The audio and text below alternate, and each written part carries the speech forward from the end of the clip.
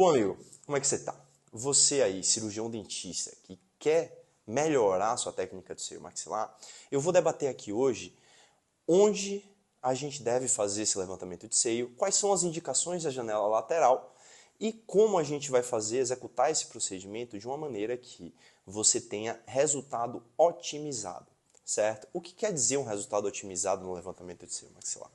O resultado otimizado no levantamento de seio maxilar é o quê? A gente saber selecionar adequadamente a região que a gente vai fazer incisão, descolamento, osteotomia e a elevação da membrana, bem como falar sobre as dificuldades de casos de levantamento de seio maxilar.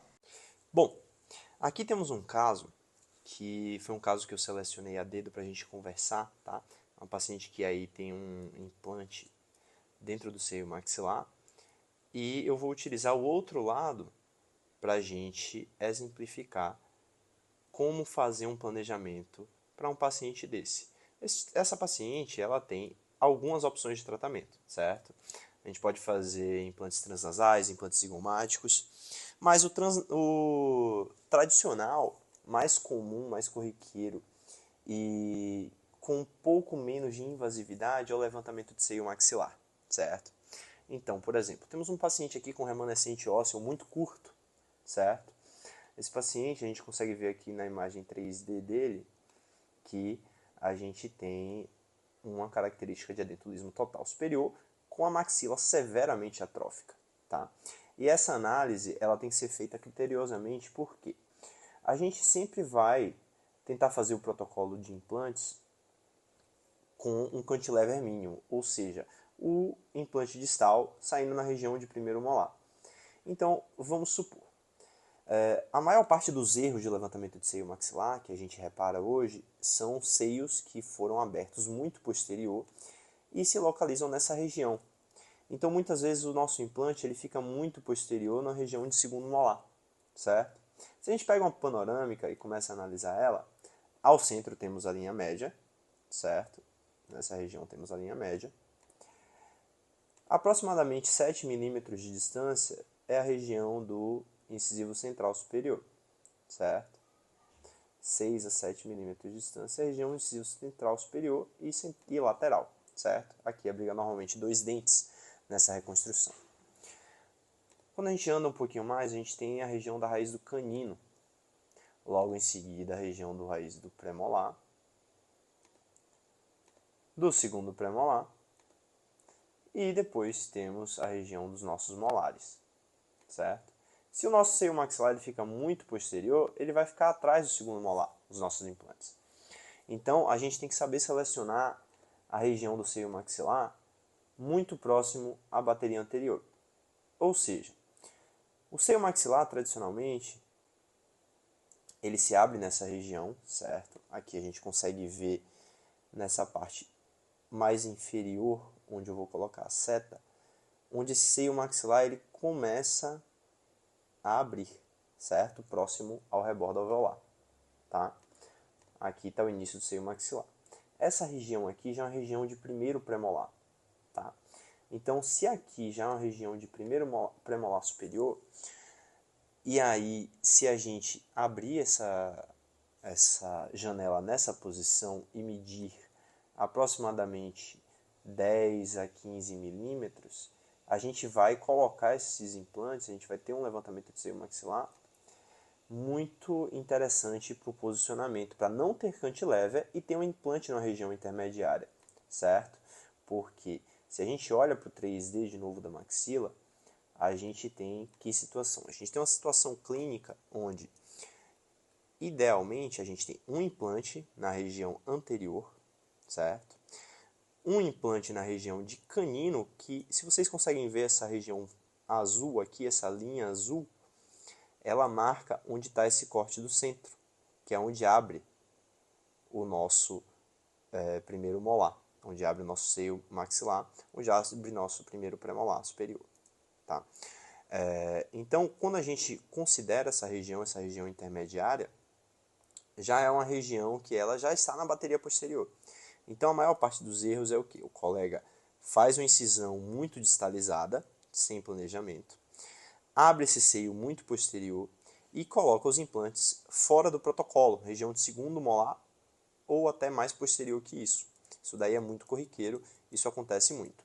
Então, para fazer um planejamento adequado do seio maxilar, a gente tem aqui, primeiro de tudo, que localizar a borda anterior desse seio maxilar, certo? Localizando essa borda anterior do seio maxilar, essa é a zona onde vai começar a nossa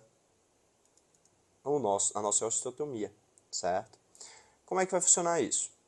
Se eu localizei a borda anterior do seio maxilar aqui, a minha incisão ela tem que chegar um pouco mais para frente. Então, idealmente, se eu quero levantar um seio maxilar para colocar um implante, eu tenho que fazer a minha incisão pelo menos 2 a 3 milímetros distante da região da minha osteotomia. E eu tenho que fazer essa incisão mais larga do que a osteotomia. Então, qual é o nosso padrão de incisão? A gente vai fazer incisões de 10 milímetros em comprimento, tanto mesial quanto distal, e com pelo menos, em cima do rebordo alveolar, pelo menos 12 a 15 milímetros. Por quê? Porque se a gente quer 2 milímetros daqui, da borda anterior da incisão até o centro da osteotomia, até o início da osteotomia, 2 milímetros atrás e 2 milímetros na frente, se a gente fizer uma incisão menor que 14 milímetros, a gente vai ter uma janela pequena. Essa incisão ela tem que ser sempre trapezoidal, certo? E respeitar essa distância para que você consiga fazer esse levantamento com qualidade e o tecido não entre para a região óssea do seio maxilar, certo? Então, primeiro de tudo, temos uma incisão que ela deve ter uma altura de pelo menos 10 milímetros, certo? E aí a gente tem que fazer ela com um comprimento mesiodistal de pelo menos 12 a 14 milímetros. Dessa maneira, a gente tem espaço o suficiente para a gente abrir uma janela retangular ou oval que a gente consiga fazer o nosso levantamento de seio de forma mais adequada, certo? Eu gosto de fazer essa janela bem próxima à região aqui do nosso rebordo alveolar, novamente respeitando uma distância de 2 milímetros do rebordo até a base da minha osteotomia.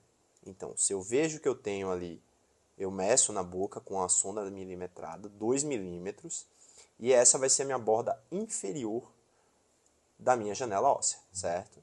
Então, esse quadradinho aqui é a minha janela óssea. Esse é o planejamento que a gente sempre faz. Primeira etapa, certo? Localizar essa borda anterior do seio maxilar, certo? Segunda etapa, fazer as incisões, a incisão relaxante mesial, a incisão supracrestal e a incisão relaxante distal, fazer o descolamento e aí fazer a nossa janela óssea, certo?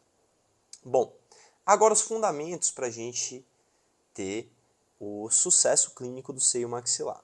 O que é que eu preciso para ter um sucesso clínico do seio maxilar? Primeiro de tudo, a gente tem que selecionar a quantidade de implantes que eu quero. Então essa paciente, como ela tem um remanescente anterior, que a gente deve ter aqui aproximadamente 8 milímetros, 7 milímetros, a gente tem que fazer 2 implantes nessa região posterior. Para eu fazer 2 implantes de, por exemplo, 3,5 milímetros de diâmetro, eu tenho que ter uma distância mínima entre implantes, certo? E se eu tenho 2 implantes de 3,5, são 7 milímetros. Então eu vou medir aqui 3,5 milímetros mais 3,5 milímetros, ou seja, 7 milímetros, mais 2 milímetros pelo menos, certo? Para ter essa distância entre eles. Eu gosto sempre de colocar uma folga, então normalmente se eu vou utilizar 2 implantes, eu meço 10 milímetros da borda anterior para distal, certo? Então assim eu consigo ter 2 implantes bem centralizados, um nessa região, outro um pouco mais distal, certo? Mantendo uma distância ideal entre eles. Após isso, o que é que eu faço? Eu vou selecionar a altura do meu levantamento de seio. Como é que eu seleciono a altura do levantamento de seio? Eu vou colocar o meu corte no centro da minha osteotomia, para que na região sagital, ou seja, onde passa essa linha azul, ela vai gerar um corte sagital. Dentro desse corte sagital, eu vou selecionar a altura do meu remanescente. Aqui eu tenho menos de 1 milímetro. E aí, a partir disso, eu vou selecionar o comprimento do implante que eu quero. Então, se eu quero um implante de 11 milímetros nessa região, eu vou ter que levantar pelo menos 12 a 13 milímetros. Então, eu vou colocar 14 milímetros aqui, certo? Então, para levantar 14 milímetros, a minha janela óssea, a minha osteotomia, tem que ter aí pelo menos 2 milímetros de distância da base, certo? E pelo menos mais uns 10 a 12 milímetros de altura, certo? Ou seja, a minha incisão ela tem que ser de 10 milímetros ou mais em relação ao tecido ósseo, certo? As minhas incisões relaxantes. Dessa maneira, a gente pode começar a calcular o volume de enxerto ósseo que a gente vai utilizar. Essas medidas são medidas tridimensionais, então a gente pode calcular o volume do enxerto. Certo? Como assim o volume, Giovanni? Se eu tenho uma distância A de uma linha e eu tenho uma altura B em outra linha, certo? Vamos supor que eu fiz 10 milímetros de distância mais 13 milímetros de comprimento para a gente fazer aqui o nosso seio maxilar. Eu vou ter uma região multiplicada de uma área. Ou seja, se eu abrir a minha calculadora e eu multiplicar 13 por 10 milímetros, eu vou ter 130 milímetros quadrados. Isso dá uma área. Quando eu vou para o meu corte sagital, isso daqui se assemelha muito a um trapézio invertido. Então, eu vou ter uma base menor e uma base maior. Se eu somar essa base maior e essa base menor e dividir por 2, a gente vai ter aproximadamente 6,5. Se eu multiplicar esse 130 vezes 6,5 milímetros, ou seja, 130 vezes 6,5, eu tenho 845 milímetros cúbicos.